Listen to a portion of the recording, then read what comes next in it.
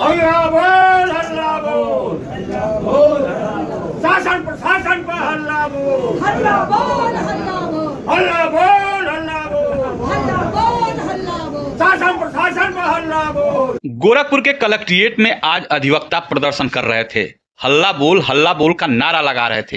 क्या है मामला, आइए समझते हैं। सर, आज जो आप धरना दे रहे हैं, किस संदर्भ में धरना दे रहे हैं? यह धरना जो है शासन और प्रशासन की हठबाजिता नीति के खिलाफ हमारा यह गुहार है कि सरकार इस पर पुनर्विचार करे, सारे अधिवक्ताओं को बेदखल न करे। जो बिल्डिंग हमारी बनी हुई है उस बिल्डिंग को बरकरार रखा जाए। हम लोगों ने अपने अस्तित्व को, बिल्डिंग के अस्तित्व को बचाने के लिए माननीय उच्च न्यायालय में याचिका भी दाखिल किया है। यहाँ पर बहुतायत अधिवक्ता है जो ऐसे है राजस्व वादों की पैरवी करते हैं, और वो बातकारी यहाँ जो आता है वो अपने बाप दादा और दादा की जमीन की पहचान को बचाने के लिए मुकदमा लड़ता है और हमको फीस देता है। दुर्भाग्य है कि हम सभी अधिवक्ता जो मुख्तार एसोसिएशन जो बना हुआ है, जिसके नीचे हम बैठे हैं, उसके अस्तित्व को आज ये खतरा मंडरा रहा है।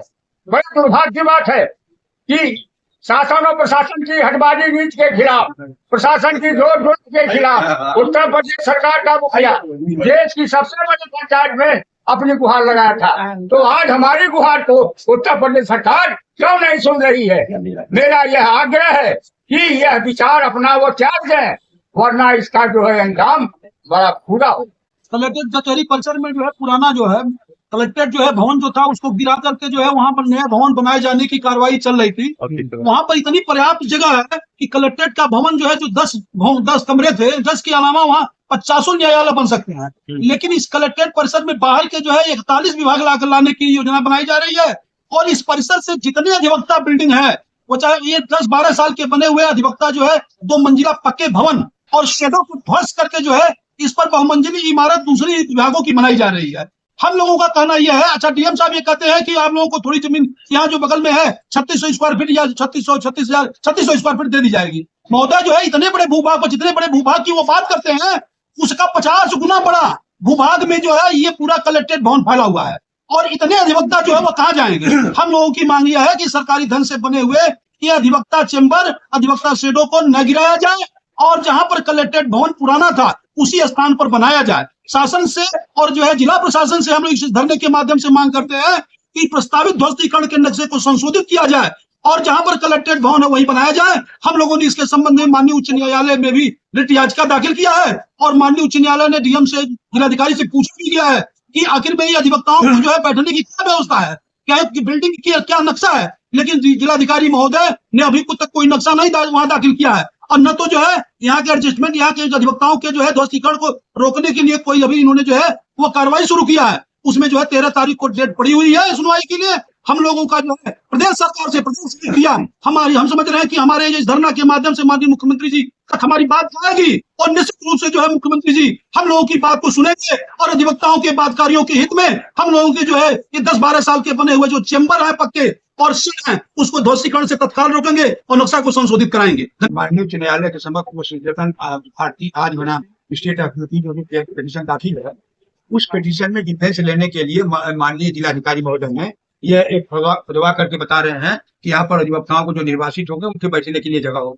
जबकि आप भी सूचना लेना, जहां तक मुझे जानकारी है वह न तो बजट में है और न उसके लिए कोई फंड का स्टेट गवर्नमेंट ने निर्धारित किया है। यह मात्र केवल उद्देश्य उनका यह है, रिट में हम यह जवाब में दे देंगे कि जो लोग निर्वाचित होंगे उनको दे देंगे। बिना राज्य सरकार के बजट के कोई कंस्ट्रक्शन किया ही नहीं जा सकता। अगर वो कंस्ट्रक्शन करके शो भी करेंगे तो वो किसी दूसरे मत का शो करेंगे जिससे कि वो जितने लोग इसमें बैठ रहे हैं, जिनको निर्वाचित किया जा रहा है, वो उसमें एडजस्ट नहीं हो पाएंगे। NIC बिल्डिंग जो बनी है वह 2010 के पूर्व की बनी हुई, और ये जितने सेट्स बने हैं हम लोग अपने अप्रोच से या किसी माध्यम से पब्लिक रिप्रेजेंटेटिव से रुपया ले आकर के ये सेट अपने एफर्ट से बनवाया गया है। अभी कुछ आई हुई कम 2012 के बाद ही सब बने हुए हैं। तो ये जो खड़ी हुई बिल्डिंग जिसकी अभी उम्र ही 12 साल 13 साल है, वो अगर डिमालिश होगी तो नेशनल लॉस नहीं है। 4-3.5 वर्ष हो गया कलेक्ट्रेट भवन जो पीछे आप देख रहे हैं, इसको डिमालिश किए हुए 3-3.5 वर्ष हो गया, अभी एक ईंट नहीं रखी गई।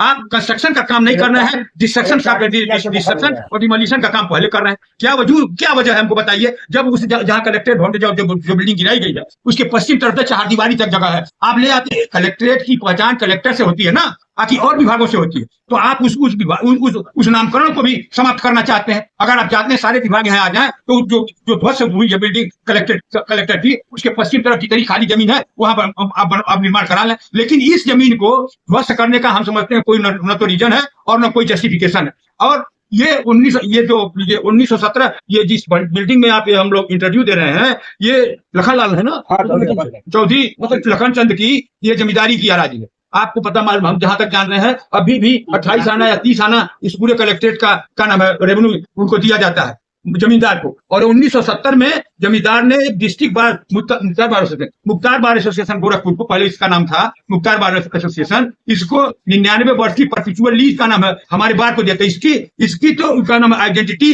उनसे अलग है, इस पर हमारा अधिकार है, उनको कौन सा अधिकार है भाई? इसको भी का नाम है, जैसा हमारे भाई साहब ने कहा है कि सब लोग अपने पूर्वजों की जायदाद जमीन सबका नाम रक्षा करते हैं, हम लोग अब इस आदेश से उसको भी रक्षा करने में अपने को अक्षम पा रहे हैं। इसीलिए हम लोग का नाम है गवर्नमेंट को, जैसे कि अगर यह बात ऑनरेबल हाई कोर्ट में दिया जाता है कि बनवा रहे हैं, तो धरने के माध्यम से यह बात स्पष्ट हो जाएगी। जितने अधिवक्ता है जो का नाम उसका नाम स्टेट्स में जिसको डिमोलिश किया जा रहा है बैठ रहे हैं, दे आर एब्सोल्युटली अनवाइड, और किसी भी प्रकार का अगर अल्टरनेटिव किया जाता है तो फेल्योर होगा। और दूसरी, जब ऑनरेबल हाई कोर्ट में जब रिट पेंड कर रही है, तो जब तक उसका डिस्पोजल नहीं हो जाएगा तब तक काम क्या करेंगे? या तो आप अल्टरनेटिव में बता दीजिए, वो जो बनाए हैं उधर पश्चिम तरफ सब अपना कंस्ट्रक्शन कीजिए, we have got no at least any objection for that. इस समय जो कलेक्ट्रेट के रूपरेखा आप देख रहे हैं, जो ये 4-5 मंजिला भवन दिख रहे हैं, ये 10-12 साल के बने हुए हैं, जहाँ ये बैठ के आप इंटरव्यू ले रहे हैं, ये भवन दिख रहा है, ये सारे भवन के पक्के दिखाई दे रहे हैं, आपके 4-5 दिख रहे हैं, समान सेट के पक्के बने गिराए जा रहे हैं। और इसके बाद ये हमारा सभागार है, 10 फुट अंदर तक को गिरा है, ये सब गिराया जा रहा है। 3 बार नक्शा संशोधन हुआ है, 3 बार नक्शा संशोधन करने के बाद ये प्रस्ताव अब आया है कि इसको गिराया जाएगा। जब हमने माननीय उच्च न्यायालय में इतिहास का श्रीकतन भारती मैं हूँ, पिटिशनर मैं हूँ, जब इतिहास का दाखिल कर दिया है और उसमें माननीय उच्च न्यायालय ने जिलाधिकारी से मांगा है कि पूरा स्कीम और विवरण बताइए, और जिला जज से मांगा है इसके बारे में एक सर्वे रिपोर्ट करके भौतिक सत्यापन दीजिए, तो उन्होंने जेसीबी 2-3 लोगों को भेज करके खुदवाने का प्रयत्न कर रहे हैं। और ये बता रहे हैं कि हम तो 3600 स्क्वायर फुट बेच रहे हैं। अब आप देखें, जो आपके सामने दिखाई दे रहा है, हजारों अधिवक्ता हैं, कई हजार उनके क्लाइंट्स हैं, तमाम मुंशी हैं, ये कई हजार 10-12 हजार की संख्या में होते हैं जो उसमें खड़ा भी नहीं हो पाएंगे। तो अब स्थिति यह है कि केवल 1% समझ में आता है इस सरकार के कि चूंकि विपक्षी सरकार द्वारा ये भवन बनवाया गया है 10-12 साल पहले, एक अखिलेश यादव मुलायम सिंह सरकार द्वारा बनवाया गया है, तो क्या आप इस प्रतिशोध में तोड़ देना चाहते हैं? आखिर इसकी एक आयु निश्चित है, इसमें कलेक्टर ने एनओसी दिया है, कुछ फंड जैसे 2000 कुंज बना हुआ है, हनुमान जी का मंदिर बना हुआ है, आखिर ये सब क्यों आप डिस्टर्ब करने जा रहे हैं? अगर 3 बार नक्शा बदल सकते हैं ये तोड़ने के लिए, तो 4थी बार नक्शा बदल दीजिए न तोड़ने के लिए, इसमें कोई हर्ज नहीं है। ये राष्ट्रीय क्षति है। हम लोगों की धरना के माध्यम से आपके द्वारा प्रशासन को और प्रदेश के मुखिया को बताना चाहते हैं कि यह काम आपका जनहित में नहीं है, सार्वजनिक हित के विरोध में है, और यह अधिवक्ता विहीन जो आप कलेक्ट्रेट का निर्माण कराना चाहते हैं, ऐसा काम न कीजिए। और ये जो बना हुआ है इसको जो करते हो रहने दीजिए। जो जमीन आपके पास पहले से है साइकिल स्टैंड वगैरह लेके उसमें आप बनाए, उसमें हम लोग को जो सही क्या करें। देखिए, ये धरना हमारे लिए बहुत महत्वपूर्ण है, क्योंकि हमारे साथी अधिवक्ता जितने लोग पुराने, ये हमारे अपने, पहले मैं बता दूं, हमारे वरिष्ठ अधिवक्ता इस पर तो फोकस डाल चुके हैं, लेकिन मेरा यही कहना है कि जो पुरानी जगह है उसको सरकार ना हटाए, क्योंकि पुरानी इमारतें हमारा वजूद और हमारी रोजी रोटी, और यहाँ से हमारा परिवार चल रहा है। तो सरकार इसको न तोड़े, जो भी नवीनीकरण करना है, जो भी उनका भवन पहले का तोड़ रखे हैं वहाँ पे जो करना करे, लेकिन जो भी यहाँ मंदिर बने हैं, जो भी आस्था से लोग बैठे हैं, क्लाइंट यहाँ इनको जानते हैं और बहुत पहले से जानते हैं कि ये बिल्डिंग जर्जर भी नहीं हुई है, इसको तोड़ना कोई उचित नहीं है। इसलिए सरकार अपनी जो तोड़ने की नीति और नई बिल्डिंग बनाने की नीति है इसको स्थगित करे, और जो जहाँ है जैसे कराने